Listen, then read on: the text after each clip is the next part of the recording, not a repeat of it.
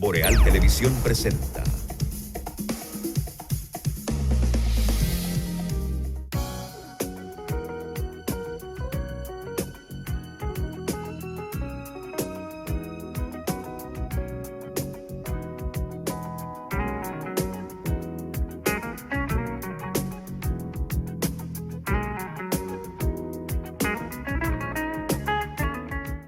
Todo bien. Bueno, estamos de regreso con ustedes ya en el set del Café con Leche. Gracias por seguir con nosotros en este bloque informativo que produce Boreal Televisión para toda la República Dominicana a través de sus canales, igual para los sistemas de cables en Estados Unidos, Canadá, Puerto Rico, Centro, Suramérica, Europa y las islas del Caribe a través de nuestras plataformas y aplicaciones digitales. Tal como habíamos anunciado en Mañana Boreal, ya está con nosotros el licenciado Sandy Firpo, presidente de la Asociación de Comerciantes e Industriales de Santiago, la ASIS, que ha estado en estos días planteando muchos temas que son de preocupación para el empresariado dominicano, y agradecemos a Sandy que haya aceptado esta invitación a venir a conversar con nosotros en el Café con Leche. Sandy, bienvenido. Buenos días, Atahualpa, buenos días a todos los amigos televidentes. Con nosotros están desde sus hogares Randy Ortiz, Danilo Basilio y Miguel Torres, que son los integrantes de este equipo. No sé si ahorita tuviste la oportunidad, Sandy, de oír de lo que estábamos tratando sobre la disposición de impuestos internos y la aplicación, o sea, el cierre mañana, martes, de las facilidades que se le han dado a los contribuyentes para acogerse a una especie de amnistía condicionada. No, mira, realmente la ley 4620, que estableció lo que fue una facilidad, así como tú le llamas, para sincerar el patrimonio de los dominicanos. Regularmente esto es un instrumento que realizan los países mucho antes de aplicar lo que se llama la ley de lavado. Los países, en la antesala de la aprobación de esta ley, que fue muy conocida o tuvo un mayor auge en Colombia, se le llamó la ley de decomiso de los bienes de Pablo Escobar, se crea una especie de salvaguarda y o protección para los contribuyentes a los fines de que los mismos puedan tratar de sincerizar su patrimonio. ¿Qué significa esto? Bueno, que hay inmuebles que tú compras y lo compraste hace 20 años y lo compraste en 100,000 pesos, y hoy ese mismo inmueble, por el efecto de la inflación o por efecto de que el entorno ha mejorado, pues te vale 20 millones de pesos. En ese momento tú tienes que, si tú lo vas a vender ese inmueble, tú tienes que pagar una ganancia de capital básicamente por la diferencia entre lo que tú compraste y lo que lo está vendiendo. Y esa ganancia de capital estamos hablando de un 27%. Entonces, ¿qué es lo que establece? ¿Qué es lo que dice el legislador? El legislador dice, vamos a poner en manos de la administración tributaria un instrumento que le permita a los contribuyentes el que en un momento dado ellos puedan acogerse a una ley que le pueda facilitar el que esto se pueda sincerar. Eso por una parte. Posteriormente, a raíz del presupuesto complementario, entonces, la ley carecía de un instrumento básico que era la sincerización operativa. Es decir, yo te estaba sincerando de manera patrimonial, pero más bien de manera operativa no le estaba contemplando. O sea, tú podías, todo lo que era activo, tú lo podías sincerar, pero te quedaba un asunto que era la parte operativa, o sea, el ingreso, el gasto, no estaba sincerado. Entonces, en la modificación del presupuesto complementario, en la aprobación del presupuesto complementario, entonces se estableció el que los contribuyentes pudieran operativamente amnistiarse. Esto se venció, sí. Y en enero pues se dio una prórroga hasta el 18 de mayo sobre la base, y una de las cosas que la pedimos nosotros fue el que se prorrogar hasta el 18 de mayo, porque a raíz de la pandemia, primero, muchos, en el caso de la patrimonial, de la sincerización patrimonial, tú tienes que hacerte expedir un certificado de tasación, o sea, una tasación que justifique realmente que ese es el valor. Prácticamente todos los tasadores estaban Copados. a toda capacidad. Y con el COVID esto no pudo tampoco ejecutarse la ley con la rapidez que se podía. Y en la parte operativa era muy poco el tiempo que se daba porque prácticamente el presupuesto se aprobó en octubre, noviembre, entonces era muy poco a enero. Entonces se logró prorrogar la ley hasta el 18 de mayo, que vence ya en el día de mañana. Y eso es lo que la Administración Tributaria está informándole a los contribuyentes que deben acogerse. Pero eso también incluye, por lo que me dijeron en el fin de semana, que incluye, por ejemplo, ITEVIS no declarado. Sí, sí, la parte operativa. La parte operativa, que era lo que no, la 4620 no contemplaba, la parte operativa es todo lo que son las operaciones comerciales de la empresa, es decir, ITEVIS, IR2, o sea, impuestos sobre la renta, o sea, que no lo contempla. Ahora nosotros le estamos pidiendo al director general de impuestos que hay un aspecto que no está contenido dentro de la ley porque es las multas. Las multas son de carácter administrativo, no son de carácter jurídico, o sea, no están contempladas en la ley, por tanto, la amnistía no la contempla. Es decir, tú pagas tu amnistía, tú te amnistías, tú pagas los impuestos mediante un acuerdo de pago, pero la ley, la multa, no es no obligatoria. No te la abarca, se maneja. Hemos hablado con el director general de impuestos a los fines de, como eso es un aspecto administrativo y está dentro de sus potestades, pues que se trate de disminuir en los casos donde hay multas, que se disminuyan. Las multas y la mora. No, las moras y los intereses son eliminados. La multa no, porque la multa es un aspecto administrativo que la administración te la coloca en caso de que haya algún tipo de equivocación o irregularidad. Randy y compañeros. Sí, vamos a aprovechar para preguntar. Uno solo a la vez. Danilo, adelante. Filpo, ¿cómo tú estás? Qué alegría verte en salud y ejecutando tu trabajo. Vamos a bajar o a tocar un tema que es importante para nuestros televidentes y la ciudadanía en general.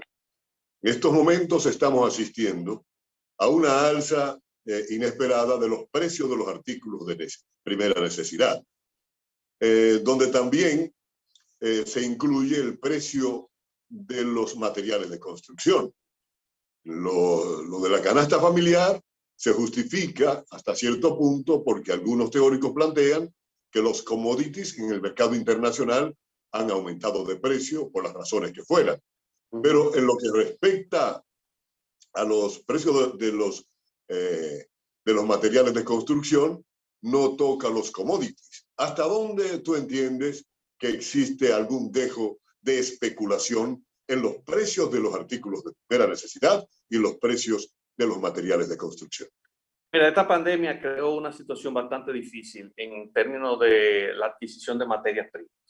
Hay una escasez ahora mismo de materia prima, producto de un contexto internacional que se está viviendo. ¿Qué sucedió?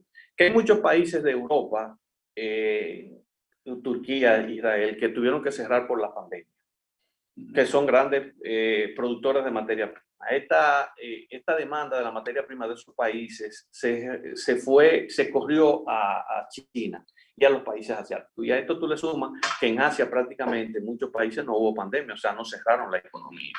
Entonces, esto creó una especie de entaponamiento en términos de la adquisición de materia prima, se hace un desfase. Y hasta una escasez de transporte extraordinaria. Sí, entonces, el producir eso, ahora mismo todo lo que estamos en el sector industrial, estamos peleándonos con la obtención de materia prima. ¿Qué produjo esto? Bueno, esto produjo que el suplidor, que tú tenías años comprándole materia prima, te dijera, mira, mi planta está vendida. Si tú quieres materia prima, las condiciones cambiaron. Entonces, tú me pagabas un 30% cuando tú salías de China, que yo te ponía la mercancía y me pagaba un 70% contra liberación de BL en República Dominicana. Ahora, si tú me vas a pagar 10 contenedores que tú vas a necesitar, tienes que prepagar.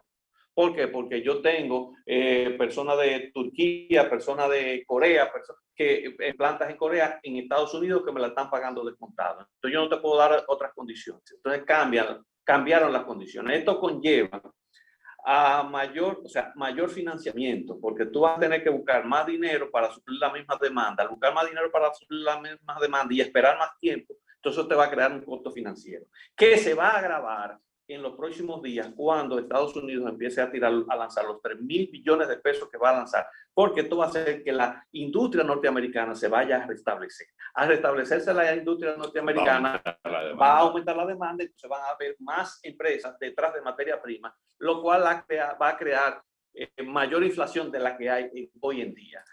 Eso en Estados Unidos ya se está viendo, por ejemplo, la inflación subió a 4.5, números escandalosos para una economía, 2 décadas que no había. para una economía como Estados Unidos. Imagínate en países como nosotros. Ahora bien, en términos de los materiales de construcción, que la construcción lo que ha hecho es que ha decrecido realmente, no se corresponde. Se corresponde por el aumento de los fletes, porque los fletes han aumentado 4 veces. O sea, tú tienes, por ejemplo, flete que tú pagabas $2.000, hoy estás pagando 6 y 7 en muchos casos. Entonces, se podría establecer un cierto aumento por eso, pero no el aumento que hay, por ejemplo, como en el caso de la varilla, que ha aumentado 10.000 pesos, como en el caso de 42 a 62. Sí. Como es el mismo caso del cemento, o sea, que han aumentado los eléctricos. Ahí tiene mucho, por ejemplo, en el caso de los eléctricos, por ejemplo, sí hay mucho de especulación. Porque los eléctricos, a menos que tú no digas, bueno, pero que el plástico ha subido, porque ahora mismo hay una escasez de plástico y de la resina, pero no ha subido en la proporción que le han aumentado casi un 200%. Bueno, porque si le dicen aumentó el cemento, aumentó la varilla, bueno, yo no me voy a quedar atrás. Sí, todo el mundo hace un ejercicio más bien especulativo en términos de eso. Ahora, en los productos de primera necesidad, esa es la situación que está ocurriendo. Sandy, la posición... Y seguirán subiendo, la mala noticia. Queremos aprovechar para... queríamos aprovechar, con el permiso, Randy, que está Sandy, Filpo, a propósito del anuncio de la posibilidad de que haya un aumento del salario a los empleados públicos. Yo sé que eso es urticante, hablarle de aumento a los empresarios en un momento difícil. Sin embargo, en medio de una situación que también hay sectores que han tenido muchas ganancias, el peso de la seguridad social, ¿qué posibilidades hay? ¿Qué han pensado ustedes en una posible agenda a discutir entre la Comisión Nacional de Salarios, las centrales sindicales y los empresarios para aumentarle un poco el salario a los empleados que cada día ven diezmada la posibilidad de poder suplir sus necesidades con lo poco que ganan? Mira, realmente cada 2 años el sector empresarial, el sector empleado, sindical y gobierno se sientan en una mesa de diálogo a discutir lo que es el aumento del salario que correspondería ahora en junio, julio, volverse a sentar. Sin embargo, debo decirte que hay una situación, lo del salario en términos de nosotros como institución es un arma de doble filo, porque el salario, un aumento del salario beneficia hasta cierto punto el sector comercio, porque crea mayores condiciones para mayor poder adquisitivo. Y es casi una demanda inducida. Exactamente. Y para la industria sí la golpea fuertemente. Sectores como la industria, la construcción, golpea este sector fuertemente. Nosotros, ¿qué es lo que nosotros queremos y estamos proponiendo de la? Si nosotros estamos proponiendo un pacto por el empleo, así como hay un pacto fiscal, como hubo un pacto eléctrico, nosotros creemos que el país debe empezar a definir cuáles son los sectores que deben impulsar para ser formador de empleo y formar empleo de calidad. Entonces, si eso no se hace, realmente, ¿qué es lo que va a suceder?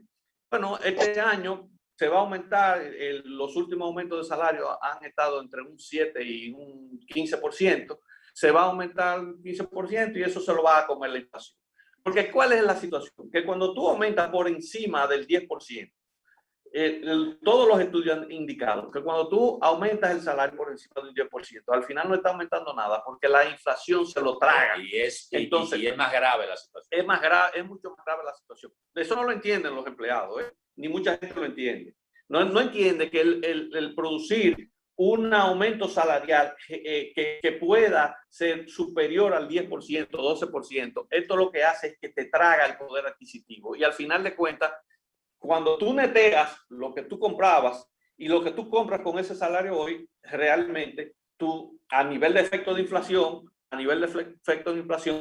tú te estás empobreciendo, o sea, el empleado se empobrece. Muchas veces eso no se entiende y a veces uno lo dice y la gente tampoco lo cree. Pero realmente eso es lo que sucede. Entonces, hay que ser muy cuidadoso con los aumentos salariales, sobre todo. Por eso nosotros siempre, en los momentos que teníamos que discutir aumento de salario, siempre nos íbamos al índice de precios. O sea, yo creo que nosotros tenemos que estar un poco por encima de lo que es el índice de precios, porque es lo que te puede balancear para que el aumento salarial no te lo traiga una inflación, porque al final de cuentas, ¿qué es lo que hace la empresa? La empresa transfiere ese aumento salarial. Cuando el aumento es muy grande, la empresa te lo transfiere al consumidor. Entonces, no vale la pena, porque al final tú terminas... Y aquí no hay aumento de fracciones, aquí son enteros.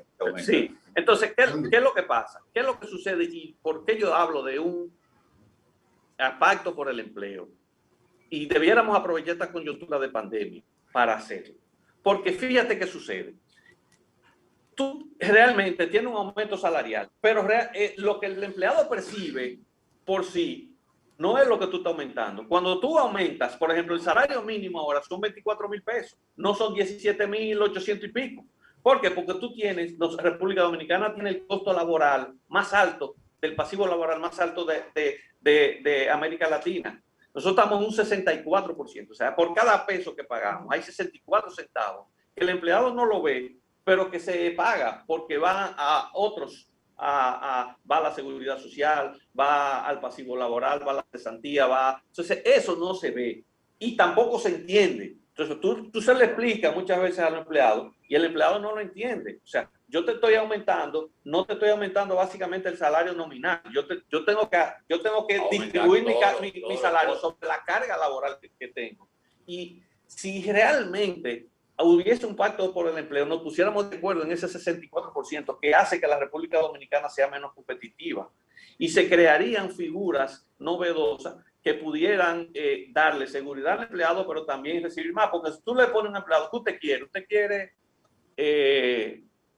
quiere los 24,000 pesos o 23, yo descontándole la proporción del gasto de salud y de pensión y riesgo laboral, o los 17 que usted paga más el 64% que yo pago, que usted no lo ve. Entonces, ahí se establecería una discusión interesante en la que se pudiera airear otras alternativas que pudieran primero darle más, porque para nosotros, si en vez de pagar 18 pagamos 23, el comercio hay más poder adquisitivo. Hay más movimiento de dinero en la calle. Sin embargo, hoy lo estamos pagando y la gente no lo está viendo. Sandy, y de la posición de las... Sí. Bueno, tengo a Randy en la línea que lo he dado ahí. Adelante, Randy. Sí, bueno, parece que el caso es complejo, Sandy. Uno puede entenderlo, pero a veces uno piensa que la lógica de la República Dominicana es que mientras más en la pobreza se quede la gente, más ganará. Y eso no parece tener mucha lógica. Yo entiendo la explicación, pero fíjense que la indexación o el aumento de sueldo, porque aquí no hay indexación de sueldo prácticamente, porque la discusión del salario aquí se discute cada 2 años.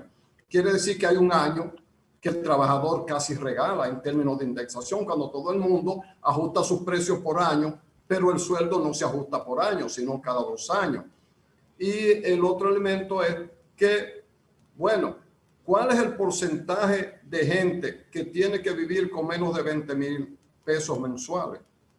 Es inmensamente más alto que casi en cualquier otro lugar. Es verdad que tenemos lo del pasivo laboral que pesa contra los empresarios, pero aquí cuando una gente se queda sin empleo en este país, no hay otro mecanismo de compensación. No somos Estados Unidos que le da una asistencia en cupones o le asiste con un dinero mínimo. Aquí el que se quedó sin empleo y no tiene la liquidación, pues no tiene nada. Entonces, como que tenemos un nudo gordiano por un lado y por el otro, y quizás tú tengas razón, o puedes tener razón en el enfoque de ir a una especie de acuerdo general para mantener los empleos y crear empleos de calidad, porque lo que tenemos mucho empleo de poca calidad. Vale decir, seguimos siendo pobres desde el punto de vista de la capacidad que tiene un ciudadano de demandar cosas.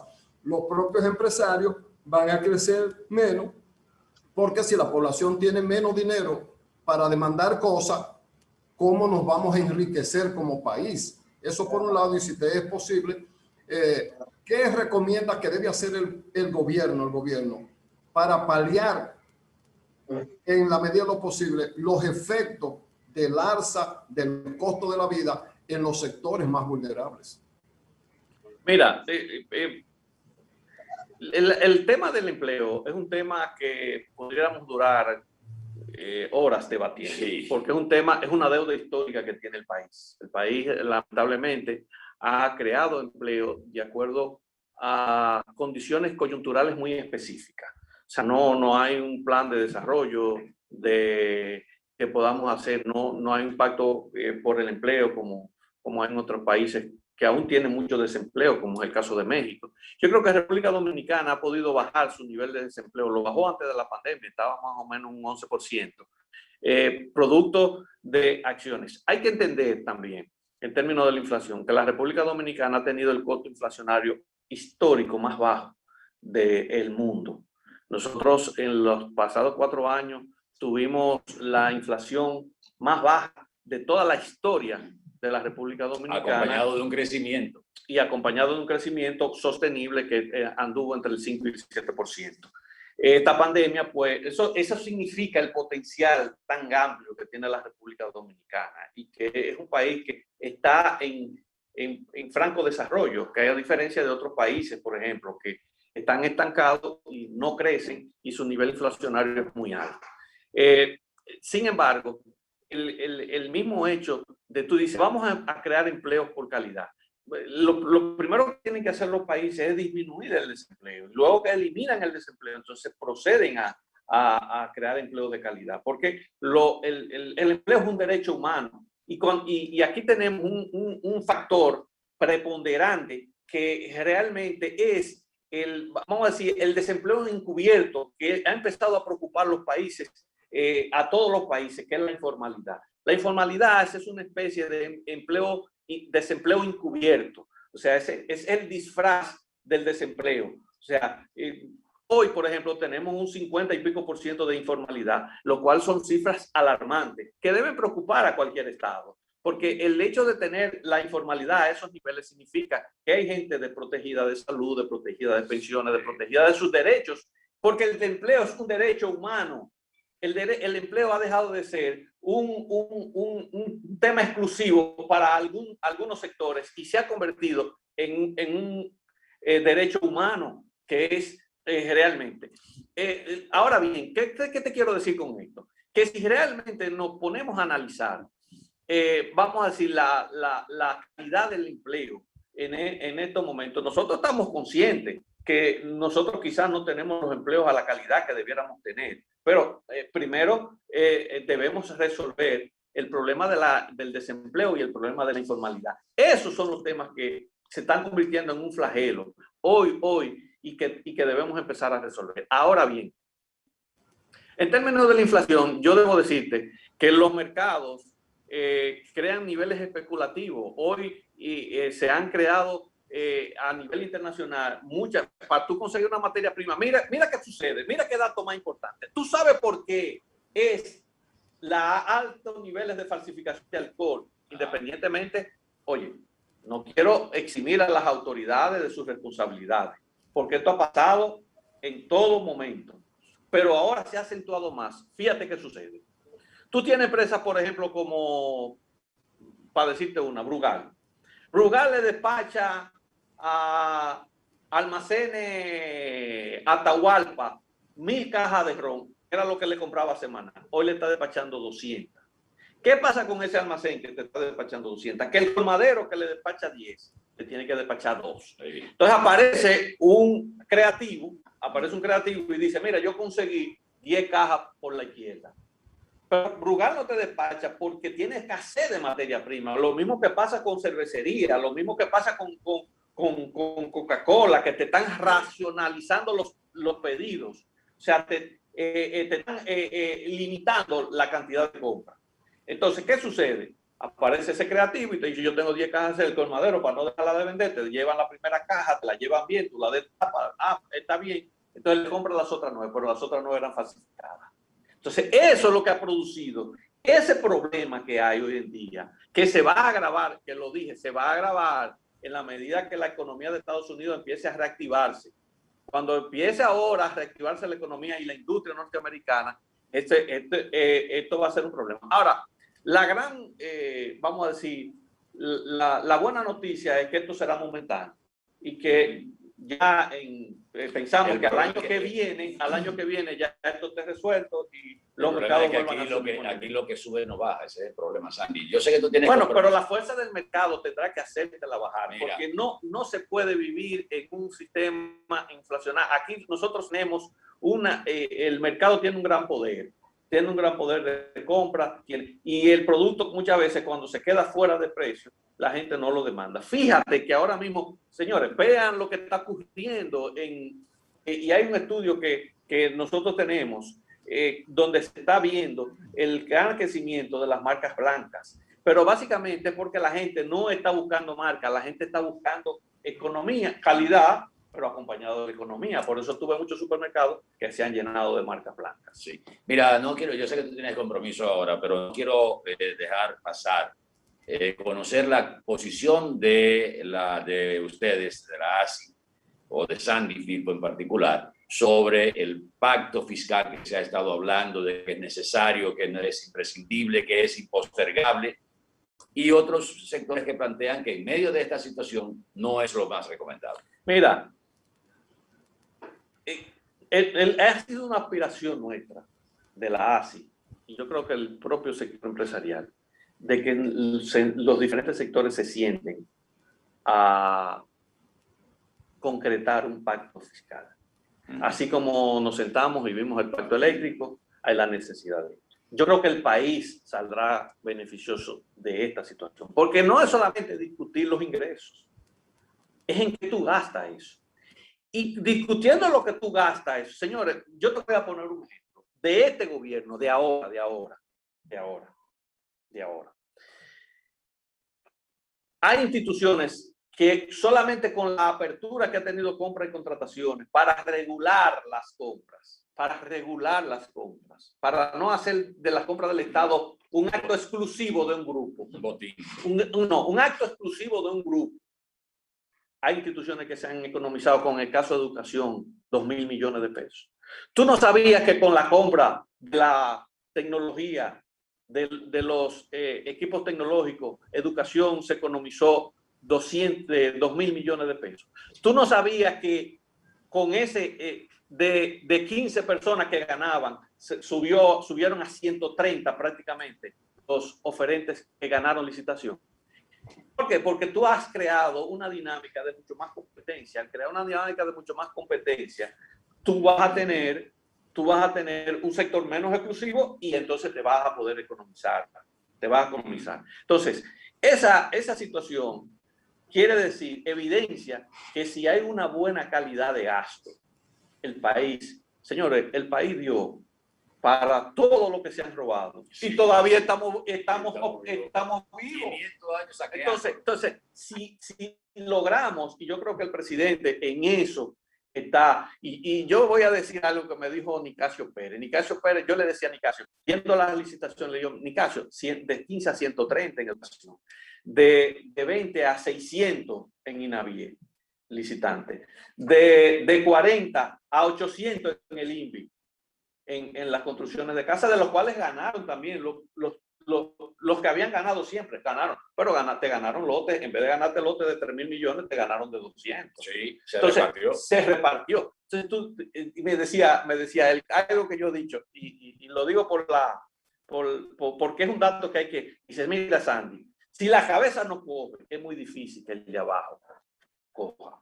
Y tú ves todos los funcionarios, que están asustados, que están cuidándose de una situación que pueda ser comprometedora. y son los más interesados. Ojalá este gobierno se mantenga estos 4 años así. Pero ¿tú crees que ahora mismo es el momento para discutir un pacto fiscal? Cualquier momento es importante para poner las reglas claras. Yo creo que el país gana. Nosotros tenemos que forzar para que pongamos las reglas claras, porque al final de cuentas, si hay un sacrificio que tengamos que hacer, también el gobierno va a tener que hacer. Ahora, si el gobierno no está en disposición de hacer ese sacrificio, entonces no hay por qué sentarse a discutir. Que no sería tal sacrificio, sino sería transparentar los gastos, las inversiones y que realmente se aproveche lo que se vaya a generar. Bueno, pero por ejemplo, tú vas a tener una calidad de gasto, ese gasto corriente, que nosotros tenemos uno de los países proporcionalmente con el presupuesto que tenemos, para el presupuesto que tenemos, con el mayor nivel de gasto corriente. O sea, eso, este país no puede mantener eso. Ahí tú tendrás una economía para gastos de inversión, que son los que mueven y generan el movimiento económico. Lo ideal fuera tener a Sandy por lo menos una vez al mes aquí, ¿verdad, Randy? Claro. Por muchos temas se queda el tema de la seguridad social, el pasivo laboral, que eso en algún momento... Sobre todo el tema de la seguridad social, nosotros estamos, mira, en el tema de la seguridad social hay muchas cosas que mejorar. Por ejemplo, en el caso de pensiones, yo entiendo que tú coges una AFP, que coge el dinero, lo mete en un banco, haga tesorería, básicamente, que es lo que están haciendo la AFP, no fue para lo que fue concebido los fondos de pensiones. El fondo de pensiones hay que darle a la AFP mayor movilidad para invertir en obras de infraestructura del gobierno, de obras público-privadas, que genere para que el empleado pueda mañana retirarse con una pensión digna, pero cambiando intereses por intereses va a ser muy difícil que el empleado al momento de su retiro, y así hay una serie de cosas. En salud tenemos, por ejemplo, los pensionados, que cuando tú este sistema, que cuando tú necesitas una pensión te quita salud. Cuando tú nomás la necesitas te quita la salud. Entonces eso no se puede.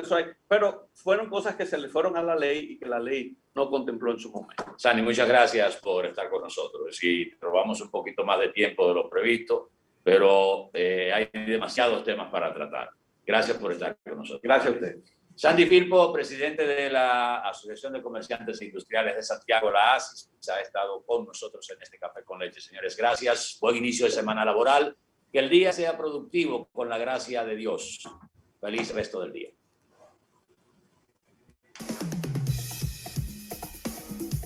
Boreal Televisión presentó